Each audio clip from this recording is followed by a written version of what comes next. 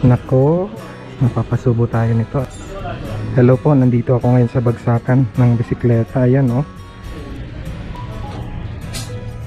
mga Menebelo, pipilian lang. Ayan pa oh, Bruno, yung pula. Ayan pa oh, ang dami. Bianchi Lepre. Ayan, maganda din ang blue.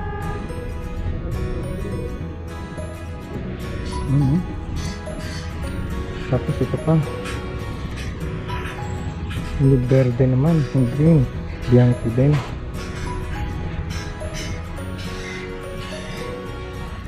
Saka ayan po, dami Menebelo oh. Naku, mapapasubo tayo nito. Ayan po oh, Bianchi, ang daming Bianchi. Dami. Ayan, Gios na Minion, at saka Bianchi pa rin oh. Naku, ayan din oh, Bruno at saka Bianchi. Pero may napupusuan ako doon, yung blue. Tingnan natin.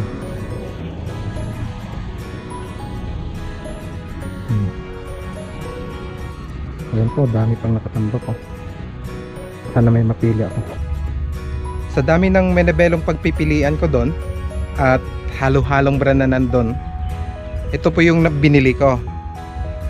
Ito sigurado mas halo-halo pa talaga. O di ba? Halo-halo din ng kulay. O, ayos ano. So yung brand niya is Marushi. Alam kong hindi kasikatan to na brand, pero ayos lang para sa akin. Kasi yung habol ko dito ay ito po. Ayan, yung gulong lang, yung rim lang actually. Ayan, Campagnolo siya. Campagnolo na Omega Strada Hardax. Ayan po.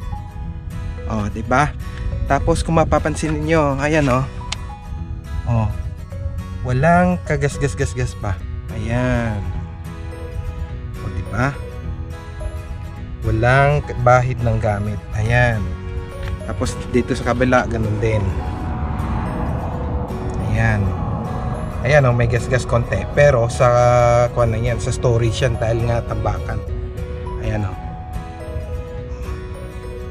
O diba? I-share ko pa ulit sa inyo kung anong mga nakakabit dito. So unang napansin ko dito yung crankset nya at saka yung wheel hub. Meron siyang Shimano 600 Ultegra. Sa pagkakaalam ko, ito yung sinimulan ng Shimano Ultegra na model. Ayan. Yan po, yung crank niya at saka yung hub. Yan po, Shimano 600 Ultegra yan. Ayan o. Ayan. O, diba? So, ayan. Yan yung ang hub niya. Tapos eto pa, ibang brand na naman. At ito po naman po yung front shifter nya, Santor Olay. Ayan. At nakakabit siya sa front derailleur. Ayan po, Santor Olay.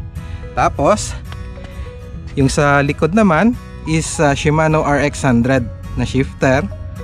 Tapos yung derailleur nya naman, ayan, partner po sila, Shimano RX100 din.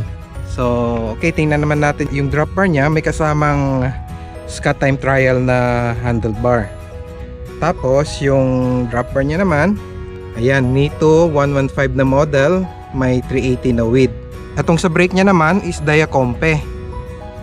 Ayan, hindi ko alam yung model niyan dahil hindi ako familiar. Ayan po, Diacompe yung brake set nya. Ayan, yan po, medyo sira na, pero sana mahanapan ko yan ng cover. Ayan po, Diacompe din yan. Ayan.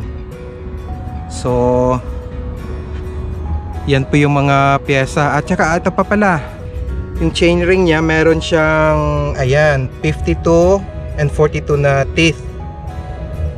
Tapos sa likod Meron siyang 7-speed na Shimano Hyperglide. Di ko lang alam kung part yan siya ng Shimano 600 Ultegra na set. Makikita natin yan mamaya pag binaklas ko na. Bubaklasin ko po ito. Tapos yun nga, kukuhanin ko yung rim na yan, oh. Ayan, oh. Tamang tama, 32 holes din. Match siya doon sa nasa classic bike ko. Ayan. So ayan po. Ito pa yung upuan. Ito yung upuan niya, may cover pa, oh, pero sira na rin, wasak na rin. Tingnan nga natin kung anong brand ito.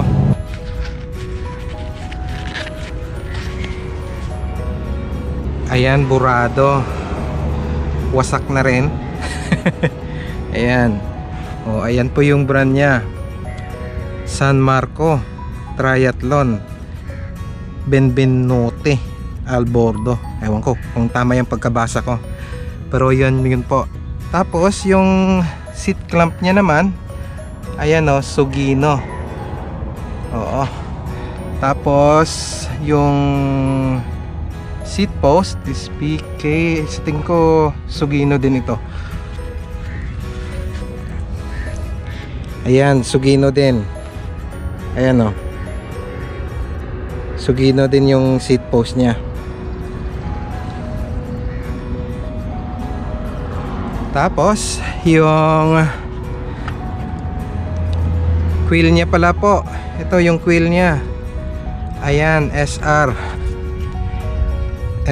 Sa tingin ko Santor din yan. Ayan, yung quill niya SR. Santor SR. Tapos meron siyang headset na Marushi. Okay, sa brand ito ng bisikleta. Nakaset siya ng Marushi. Ayan po. Siya nga pala, nakaligtaan ko to.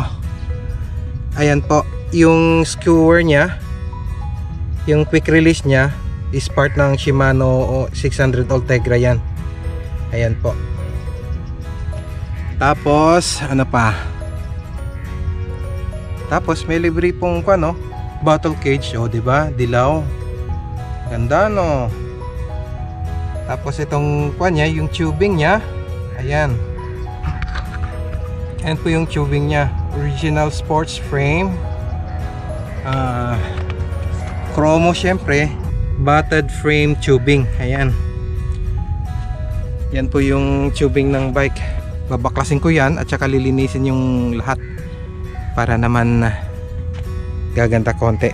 Okay, so yun lang po. Maraming salamat sa panonood ninyo.